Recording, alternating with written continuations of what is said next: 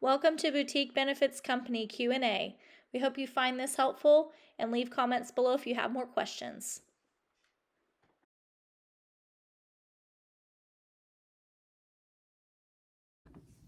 Hi, my name is Hannah Slott and I'm the owner of Boutique Benefits Company. I appreciate you stopping in and watching my video. Today I have a FAQ video planned. I got these questions from followers and some of my clients and colleagues to help create this video. So this is one of our first videos here, so lighting and camera may not be that great, but I'm excited to get some content out to you guys and answer your questions. So I'm just gonna write down the list of the questions that I got and answer them one at a time. I hope that you'll find this helpful. Leave a comment below if you have other questions or things that you'd like to know about health insurance that we can answer for you. So the first one comes from Steven Weinberger. He says, I'm very healthy. Why do I need health insurance? Sounds, maybe a little silly to some people who've always had health insurance, but this is a very common question. A lot of people who are healthy don't see the benefit in paying for health insurance monthly if they only go to the doctor, once every couple years. But the main reason is the financial risk that you could incur if something were to happen to you. So just like auto insurance or any other type of insurance, you're preparing for risks. So with health insurance, even if you're healthy, you only go to the doctor a couple of times a year, or maybe even less than that. If you were in a car accident, how would you pay those bills if you were hospitalized? And so health insurance really protects you financially from those situations that are out of our control. So that's a short answer, but one of the best ones. Leslie asked, what is the difference between an HSA and an FSA? This is a great question. So an FSA is a flexible spending account and an HSA is a health savings account. There are a couple of main differences, but an HSA is it is designed to be coupled with a high deductible health plan, so with an insurance plan with a high deductible. There's also some tax implications, which I'm not a tax professional, so I would say if you have more specific questions about that, to reach out to your tax advisor. And then, so an HSA, there's some tax stuff, but it also is coupled with a high deductible plan. It's going to help cover cost for healthcare prior to and after you meet your deductible. You make a monthly contribution to it. Another main difference is that you can take an HSA with you typically from one job to the next, so it's more closely associated with you and not so much the employer.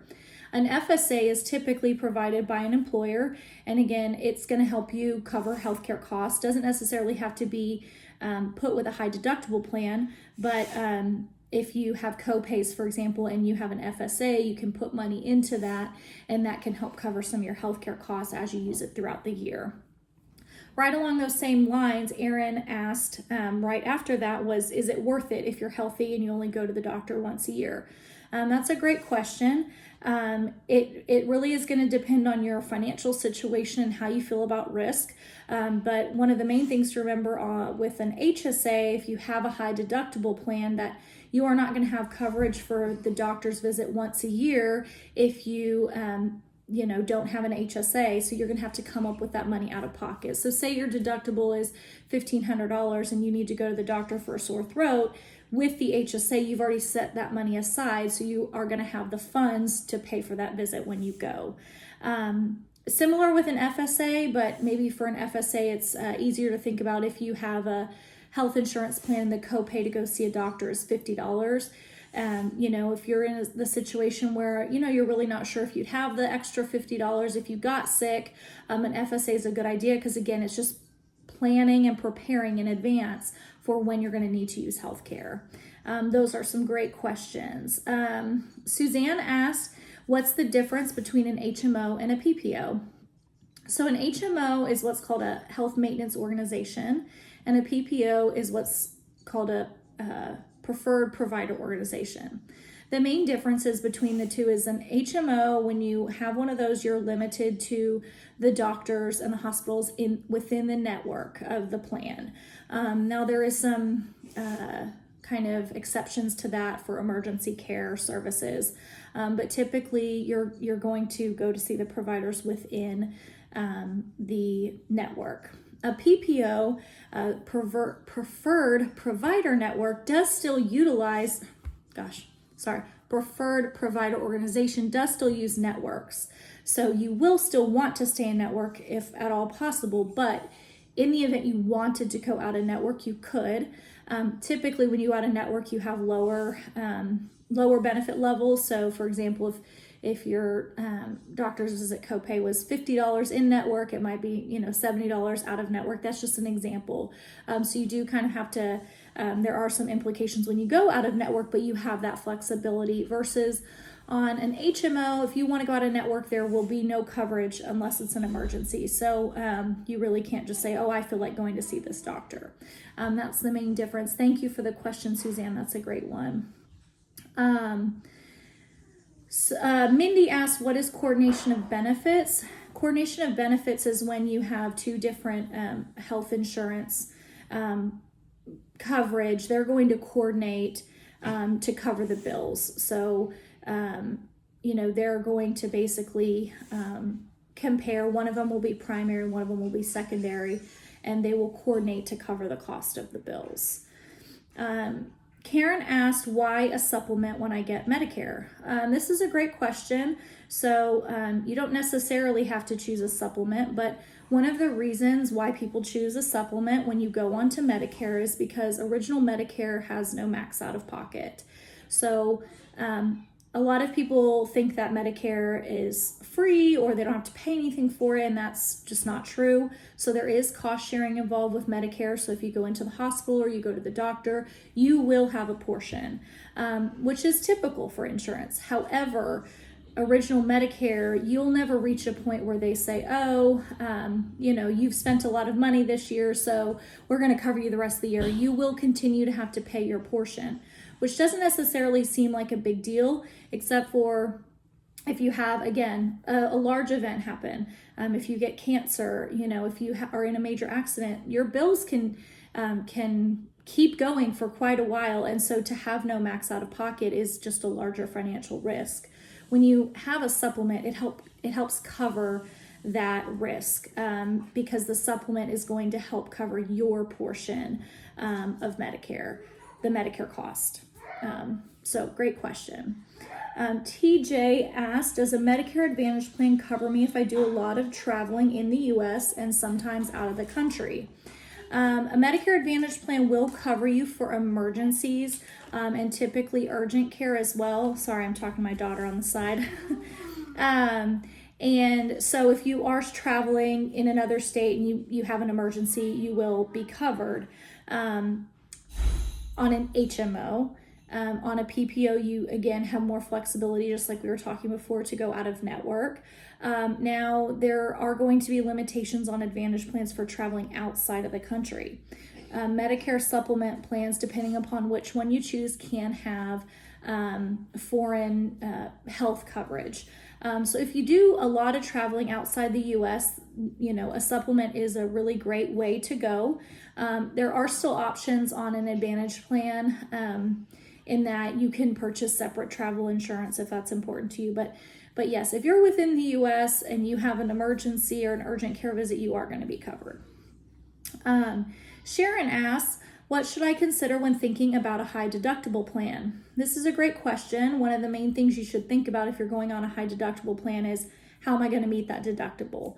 So if you are in the situation where you can afford your deductible and it's not going to cause a major financial risk to you, that's one of the biggest things to consider. Another thing to consider is, how are you going to pay for your routine care? So, again, are you going to couple that with a health savings account so you have the money on hand when you need to go see a doctor, go see a specialist?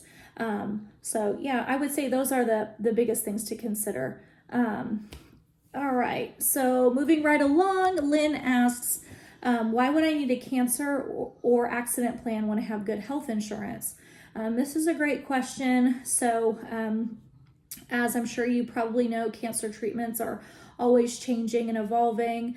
There's always new cancer medications available that, may not be covered. So there's always the opportunity, that something won't be covered. But then additionally, cancer, there's a lot of extra cost associated with cancer.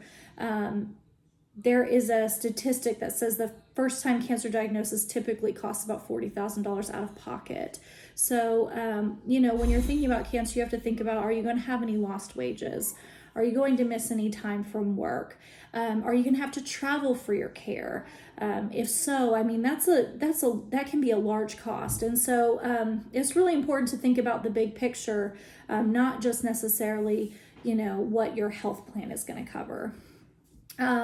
With an accident plan, again, it's something similar. I like to kind of think about it like, where is the financial risk? So, if a ER visit, or, you fall and break your leg, if you have to have surgery and you have to meet your deductible, are you prepared to pay that deductible? So an accident plan can kind of help bridge that gap. If you fall and break your leg and you have to have surgery and your deductible is $1,500, well, an accident plan will oftentimes have a built-in benefit like, okay, for this type of accident, you get X amount. And so it's going to help cover those gaps. And then the last question I have for today is from Stacy. She says, under what circumstances is it beneficial to drop an ACA plan? And how do I proceed if I need to end coverage? So there are some circumstances where, it can work in your benefit to drop an ACA plan. ACA is the Affordable Care Act, or Obamacare, for those of you that might not know. The Affordable Care Act created a lot of opportunities for people who could not get coverage before, but there are some limitations. So just one example is in the state of Texas, they do not offer PPOs, which again are those plans that are more flexible. And so for some people, they don't want to stay on an HMO. Maybe they want to go out of network. They want to have the flexibility to go out of network, or maybe their doctors they already had are not in networks on any of the plans and they don't want to switch. So that's one of the biggest reasons that I see people going off of ACA plans. Sometimes it's cost. Oh, let me silence that really quick. Sometimes it's cost. If you, on the marketplace, depending on your income, you can qualify for a tax credit. But if you're in a situation where, your income is high and you don't qualify for a tax credit, the plans might be kind of pricey, again, especially if you're healthy.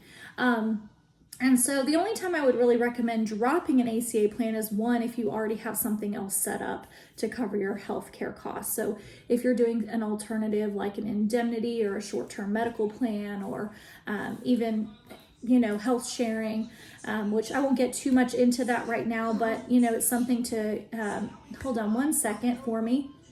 5 minutes later.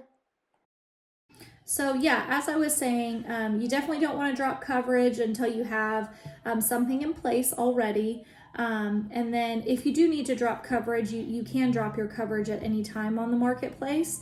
It is especially important to think about, make sure it's the right decision for you, and that, you're considering the fact that if your alternative that you're going with falls through, that you are maybe not going to necessarily be able to hop right back on.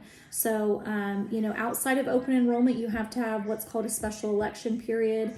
And so if you do not have one of those, you're not going to be able to get onto the marketplace until next open enrollment. But yeah, I hope that was helpful. I really appreciate everyone that sent questions. I really hope to bring more content like this to you guys as I move forward, and once I get, nicer equipment and everything. But I just appreciate you guys tuning in and listening, and please leave comments, questions, concerns, and I hope you guys have a wonderful day.